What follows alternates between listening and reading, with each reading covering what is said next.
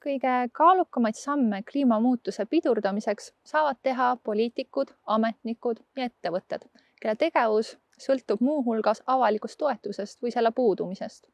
Kuigi me kõik saame isiklikult teha palju väikseid samme kliimamuutuse pidurdamiseks, on suurim mõju kogu ühiskonna või kogukonna tasandil tehtavatel tegevustel.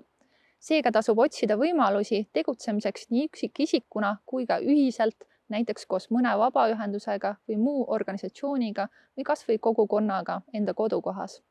Igaühel on õigus esitada teabenõudeid ja muid päringuid nii poliitikutele, ametnikele, ettevõtetele kui ka teistele, et küsida selgitust näiteks, kas minu kodukohta kavandatav tegevus arvestab kliimamuutuse mõjudega, nagu näiteks kuumalained ja tormid, või mis kaalutlustel plaanitakse rajada süsinikumahukaid projekte, nagu näiteks turbakaevandused ja fossiilkütuse tootmise tehased.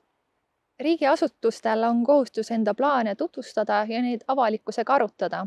Seda võimalust on soovitatav kasutada, et saada kavandatavast selgem pilt ning küsida küsimusi ja selgitada enda seisukohti.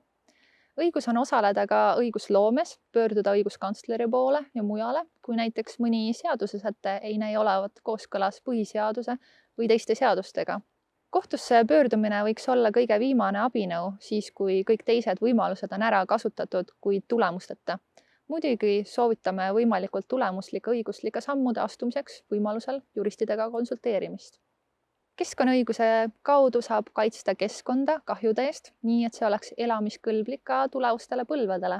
Seda saab teha näiteks luues tugevaid seadusi, rääkides kaasa keskkonnaotsuste tegemisel või kui muud võimalused on otsas, siis kahju tegijaid kohtu kaudu korrale kutsudes. Millised on noorte võimalused oma tuleviku eest seista ning kliimamuutust puudutavate otsuste tegemisel kaasa rääkida? Millal ja kuidas on seda kõige targem teha? Otsi vastuseid neile ja teistele keskkonnaõiguse küsimustele Keskkonnaõiguse Keskuse kodulehelt.